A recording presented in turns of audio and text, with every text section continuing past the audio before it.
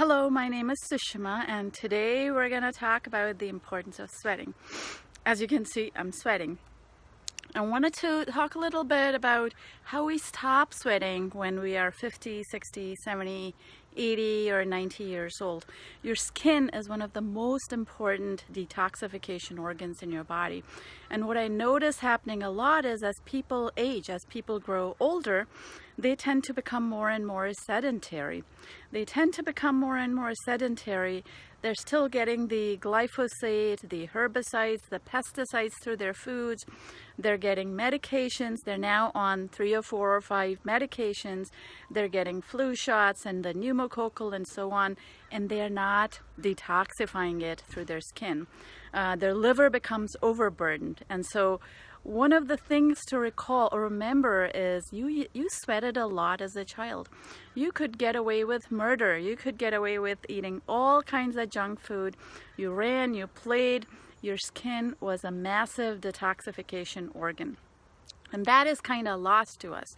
A lot of us have chronic degenerative disease. We have diseases of the joints.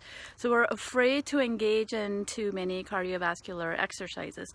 And that's where it's important to think about. And many of us have heart conditions where you really cannot exercise. You're not allowed to exercise, or you would drop dead from a heart attack if you exercised, and so on. So there is a guy by the name of Phil Maffetone who's come up with this wonderful way to think about cardiovascular exercise, to think about fitness versus health.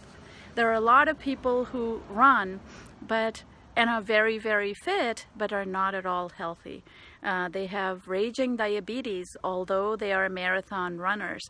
They have glaucoma, even though they can run 20 miles a day. They have macular degeneration.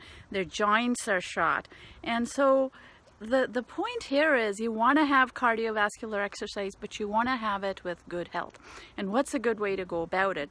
And Maffetone came up with this formula. I have no idea how he came up with the formula, but it makes intuitive sense. And his formula was take the number 180, subtract your age from it.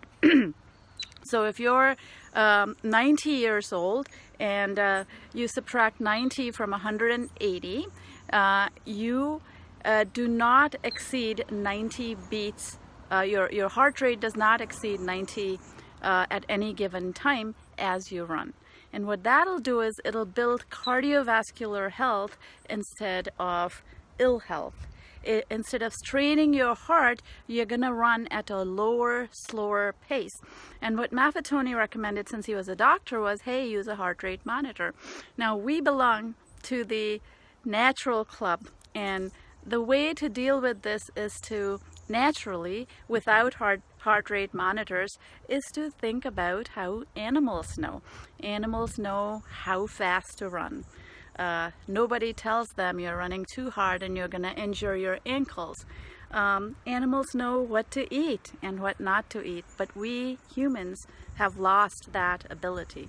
So I would recommend that you get in touch with your intuition. The way I get in touch with my intuition is I run with flip-flops. If I ran with shoes on, I find that I run a lot faster and I injure my knees, my ankles. I don't feel so good afterwards. If I run with my flip-flops, there's a natural limitation to how fast I can run. And I'm 58 years old, so say almost 60. And subtract 60 from 180, so you have a maximum heart rate of about 120. And I find that if I run with flip-flops, I can run for miles and miles. And my heart rate, I measured it just now when I came home, was around 140, so not too far from 120.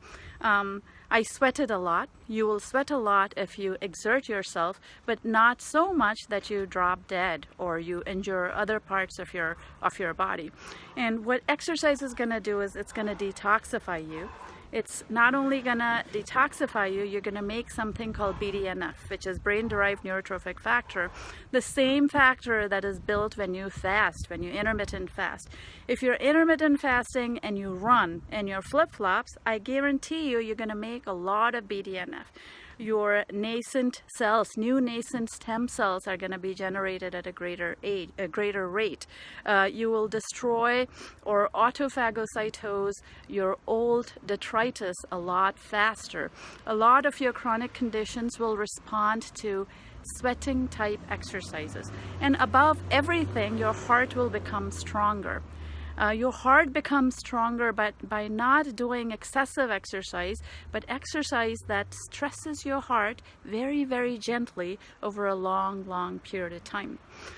You also need to sweat a lot. For the elderly who really cannot sweat and who cannot exercise to the point of sweating, I would really recommend saunas, hot saunas or hot yogas, where you're not exerting yourself a lot, but it's 100, 110 degrees and you're sweating a lot.